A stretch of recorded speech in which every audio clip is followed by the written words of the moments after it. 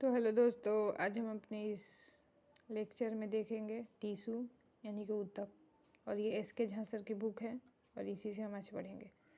सर्वप्रथम टीसू शब्द का प्रयोग फ्रांस के शल्य चिकित्सक बाइचेट ने किया था। सर्वप्रथम टीसू शब्द का प्रयोग फ्रांस के शल्य चिकित्सक बाइचेट ने किया, जिसका विकास एक लैटिन शब्द टेक्सचर से हुआ है। टेक्सचर का अर्थ है बुनना यानी कि वीव। ऊतक शब्द एन ग्रीव ने दिया था, यानी कि जो ऊतक शब्द हम देखते हैं उसे एन ग्रीव ने दिया था। मेयर ने 1819 में हिस्टोलॉजी शब्द का नामकरण किया। मेयर ने 1819 में हिस्टोलॉजी शब्द का नामकरण किया। ऊतक के अध्ययन करने वाले विज्ञान को हिस्टोलॉजी कहते हैं, यानी कि उसी ने हिस्टोलॉजी का नाम किया और उसी ने कहा कि ऊतक के अध्ययन करने वाले को हिस्टोलॉजी कहेंगे। हिस्टोलॉजी से संबंधित अध्ययन की शुरुआत सर्वप्रथम इटली के वैज्ञानिक मार्सेलो मालपिघी ने की, इसलिए इन्हें फादर ऑफ हिस्टोलॉजी कहा जाता है। क्वेश्चन डायरेक्ट पूछता है कॉम्पिटिटिव एग्जाम में, फादर ऑफ हिस्टोलॉजी किसे कहा जाता है, तो आंसर हो जाएगा मार्सेलो मालपिघी। सामान्य कोशिकाओं का वह समूह जो किसी एक काम को करते हुए उसे ऊतक कहते हैं, यानी कि सामान्य कोशिकाओं का समूह जो किसी एक ही काम को करते हैं उसे ही हम टीसू कहते हैं।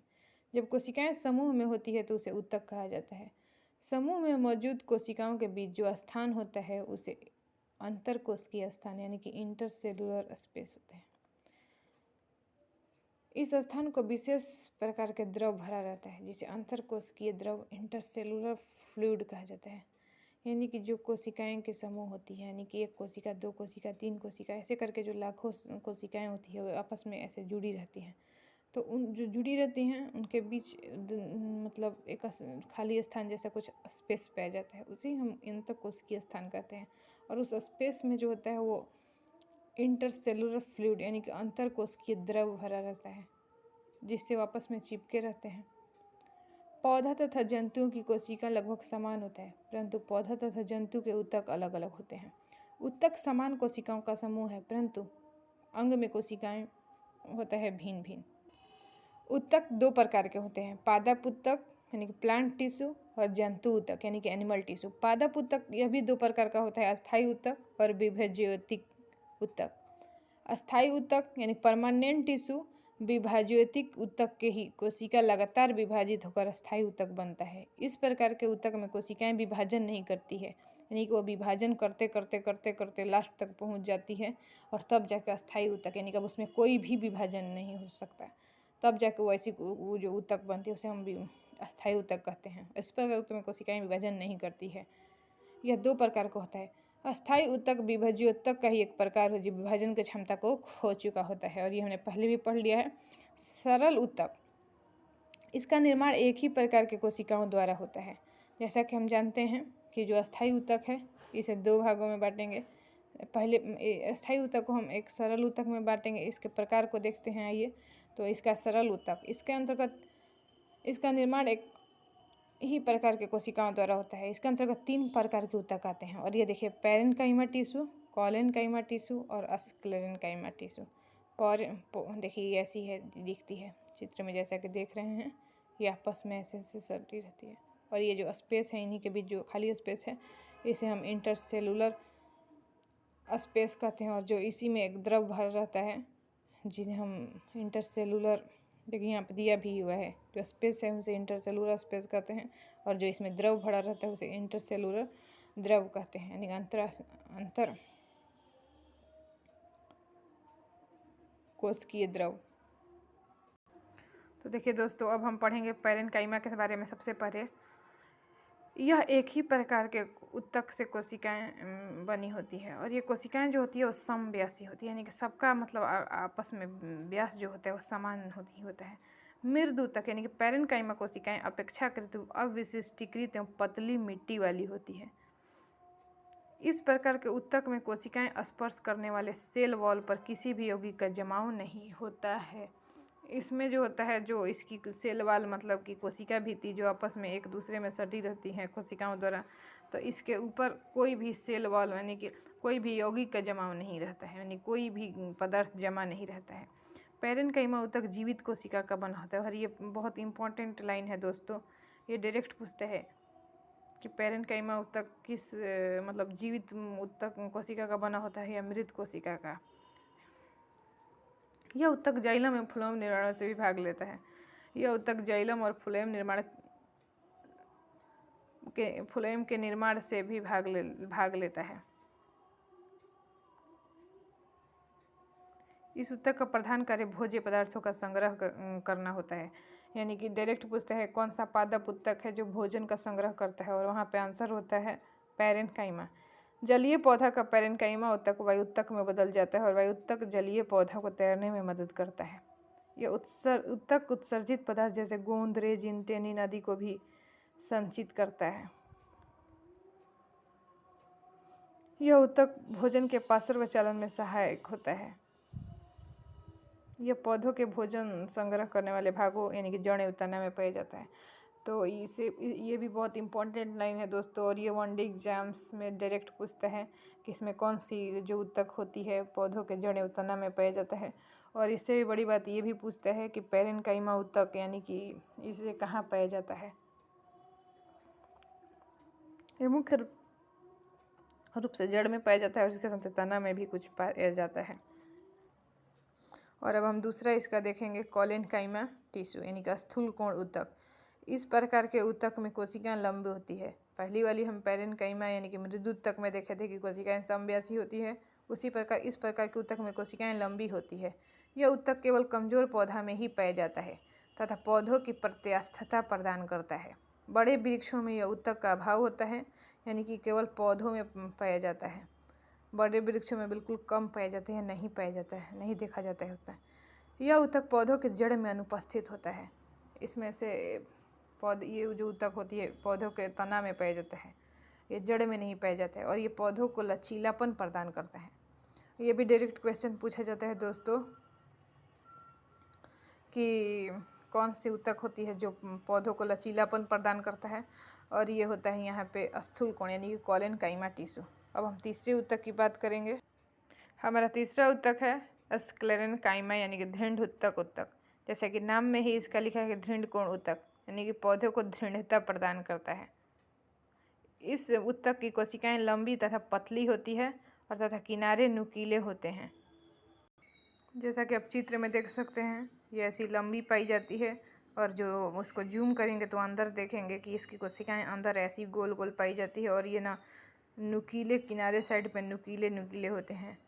ये नुकीले आपको दिख रहे हैं जैसे कि, और ये लंबी भी दिख रही।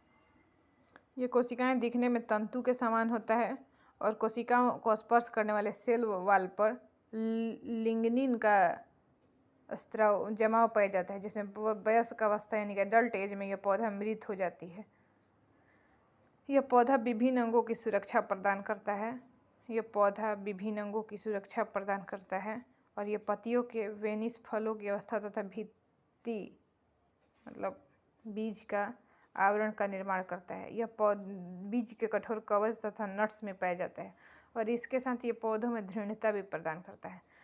और अब दोस्तों हम तीनों को अगर मतलब एक शॉर्टकट में याद रखना चाहें तो उसको ऐसे याद कर सकते हैं। पैरेन्काइमा भोज्य पदार्थ का संग्रह करता है, कोलेनकाइमा लचन तथा तनन में मतलब प्रदान करता है, उसमें समर्थ है, और स्क्लेरेन्काइमा यह दृढ़ता और लचीलापन आंशिक रूप से, दृढ़ता मुख्य रूप से और लचीलापन आंशिक रूप से प्रदान करता है। अब देखेंगे दोस्तों सरल ऊतक के बाद हम दूसरा स्थायी ऊतक का प्रकार देखेंगे, जटिल ऊतक। इसका निर्माण विभिन्न प्रकार के कोशिकाओं के मिलने से होता है, और ये दो प्रकार का होता है, एक जाइलम और दूसरा। अब आइए हम जाइलम को देखते हैं। इसे उड भी कहा जाता है, यानी कि आपसे डायरेक्ट पूछेगा इसमें से किस पादप ऊतक को किस पादप ऊतक को उड भी कहा जाता है, और ऑप्शन में जाइलम, फ्लोएम, पैरेन्काइमा, कोलेनकाइमा दिया रहेगा, तो इसलिए हमें डायरेक्ट याद रखना है कि उड भी कहा जाता है। सभी कोशिका कई प्रकार के रूप में कार्य करता है। सभी कोशिका कई इकाई के रूप में कार्य करता है। जाइलम ऊतक 4 प्रकार के कोशिका का बना होता है, यानी कि इसमें जो ऊतक इसके कोशिकाएं का जो समूह होते हैं 4 प्रकार की कोशिकाएं का बना होता है। उसका नाम है वाहिनिकाएं, वाहिकाएं, जाइलम तंतु तथा जाइलम मृदुतक। इस ऊतक को सर्वप्रथम काम जल का संवहन करना, और इसके अलावा यह पौधों को यांत्रिक सहायता तथा भोजन संग्रह भी करता है। यह पौधों में यांत्रिक सहायता करता है और भोजन संग्रह करता है। जाइलम ऊतक जाइलम मृदुतक कोशिका ही जीवित रहता है, बाकी सभी मृत होता है। जाइलम ऊतक के देखिए जो है वाहिनिकाएँ वाहिकाएँ और जाइलम तंतु है जाइलम मृदुतक, तो इसमें केवल जाइलम मृदुतक ही जीवित रहता है, बाकी सब मृत रहता है। इसे चालन ऊतक भी कहा जाता है, यानी कि जाइलम ऊतक को चालन ऊतक भी कहा जाता है। और अब दोस्तों हम फ्लोएम के ऊपर आ गए हैं। इसका निर्माण विभिन्न प्रकार के कोशिकाओं से होता है। यह भी नालिका के समान संरचना होती है जो जीवित कोशिकाओं में बनी होती है। फ्लोएम ऊतक को बास्ट के नाम से दोस्तों क्वेश्चन डायरेक्ट पूछेगा कि कौन से ऊतक को बास्ट के नाम से जाना जाता है, तो उसका आंसर होगा फ्लोएम। फ्लोएम का निर्माण चालनी नलिकाएं, सहकोशिकाएं, फ्लोएम मृदुतक तथा फ्लोएम तंतु से होता है। फ्लोएम का निर्माण ये विभिन्न 4 तरह की कोशिकाओं से मिलकर बना होता है। फ्लोएम में फ्लोएम तंतु ही केवल मृत कोशिका है, बाकी सभी जीवित कोशिकाएं, यानी कि देखिए जो चालनी नलिकाएं हैं, सह कोशिकाएं हैं, फ्लोएम मृदुतक है, फ्लोएम तंतु है, उसमें केवल फ्लोएम तंतु मृत कोशिका होता है, बाकी सब जीवित कोशिका होते हैं। इन्हें आधार तंतु भी कहा जाता है।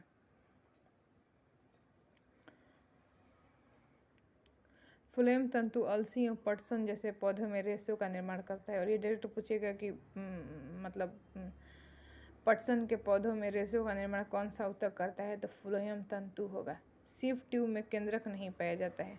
फ्लोएम के द्वारा पत्तियां निर्मित भोज्य पदार्थ पौधों के विभिन्न भागों तक पहुंचाया जाता है। देखिए दोस्तों जाइलम और फ्लोएम का मुख्य कार्य, जाइलम जो है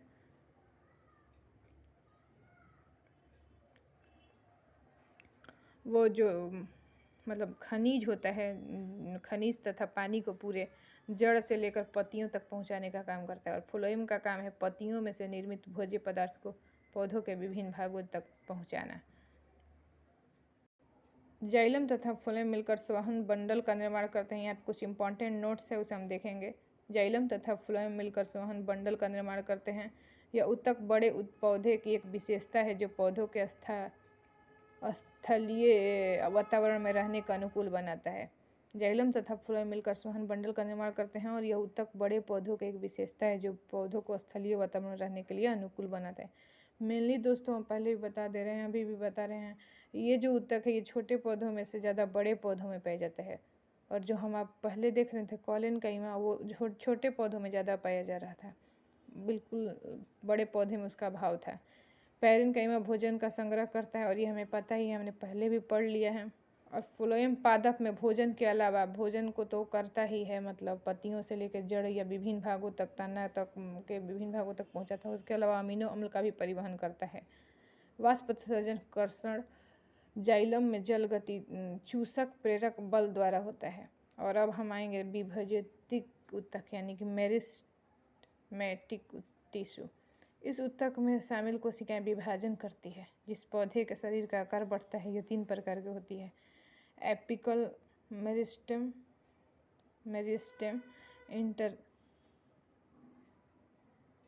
इंटरसेलरी मेरिस्टेम और लेटरल मेरिस्टेम। और ये देखिए दोस्तों हम अंतर्वेशीय विभज्योतक के बारे में पढ़ेंगे। पहले हमने देख लिया शीर्ष विभज्योतक, जिसका काम है ये पौधों के शरीर के शीर्ष भागों में पाया जाता है और ये पौधों की लंबाई में वृद्धि करता है। और पौधों की लंबाई का बढ़ना प्राथमिक वृद्धि कहलाता है। और अब दूसरा हम देख रहे हैं अंतर्वेशीय विभज्योतक, जिसका पौधों के अंतर्वेशीय में पर पाया जाता है और इसके पौधों के शाखाओं की लंबाई में वृद्धि होती है और ये ऊतक शीघ्र स्थायी ऊतक में बदल जाता है। और तीसरा हम देखेंगे पार्श्व विभज्योतक यानी कि लेटरल मेरिस्टेमेटिक टिश्यू। यह पौधों के जड़ तथा तना के किनारे में पाया जाता है। इसके द्वारा पौधों के तने की मोटाई या गोलाई में वृद्धि होती है। एधा तथा कॉर्क एधा, कॉम्बियम तथा कॉर्क कॉम्बियम पार्श्वीय विभज्य का उदाहरण है। पौधा की मोटाई का बढ़ना द्वितीयक वृद्धि कहलाता है तथा पौधे की लंबाई का बढ़ना प्राथमिक वृद्धि कहलाता है। दोस्तों पौधे की मोटाई का बढ़ना द्वितीयक वृद्धि है, जबकि पौधे की लंबाई का बढ़ना प्राथमिक वृद्धि है। और फिर हम यहाँ पे अभी इम्पोर्टेंट नोट्स कुछ देख लेते हैं। और ये नोट्स हैं: द्वितीयक वृद्धि द्वारा बने वार्षिक वलय से पौधा की आयु का पता लगाया जाता है। कैम्बियम की कार्य विधि विभिन्न प्रकार के मौसम के अनुसार परिवर्तित होती है। वसंत ऋतु कैम्बियम में इसकी कार्यविधि तेज और शीत ऋतु में मंद हो जाती है। यानी कि कैम्बियम बनने की जो प्रक्रिया है उसमें बसंत ऋतु में कम और तथा शीत ऋतु में मंद हो जाती है। पौधों में जड़ द्रव के रूप में जल हानि बिंदु स्राव तथा जल वाष्प के रूप में जल की हानि वाष्पोत्सर्जन कहलाता है। ऐसा क्षेत्र जहाँ मौसम सालों भर समान रहता है वहाँ के पौधा में वार्षिक विलय नहीं बनते हैं, जैसे समुद्र के आसपास उगने वाले पौधे। और ये बहुत इंपॉर्टेंट है दोस्तों। मरुस्थलीय पौधा के एपिडर्मिस क्यूटिल नामक रसायन पाया जाता है जो पौधा को जलहानि से रोकता है। और ये भी वनडे एग्जाम्स में डायरेक्ट पूछता है कि मरुस्थलीय पौधे में जलहानि से कौन सा रसायन, मतलब किस रसायन की उपस्थिति के कारण उसे रोकता है, तो उसे क्यूटिल नामक रसायन होता है। कर्क में सुबेरिन नामक रसायन के कारण सभी कोशिका मृत होते हैं। यानी कि दोस्तों कर्क में जो सुबेरिन रसायन होती है उसी के कारण वो उसकी सभी कोशिकाएं मृत होती है इस रसायन के कारण। तो दोस्तों हम पादप तक पढ़ लिए और अगले नेक्स्ट क्लासेस में हम जंतु तक पढ़ेंगे। दोस्तों कमेंट में बताना कैसा लगा, लाइक कमेंट और सब्सक्राइब और शेयर ज़रूर करना दोस्तों।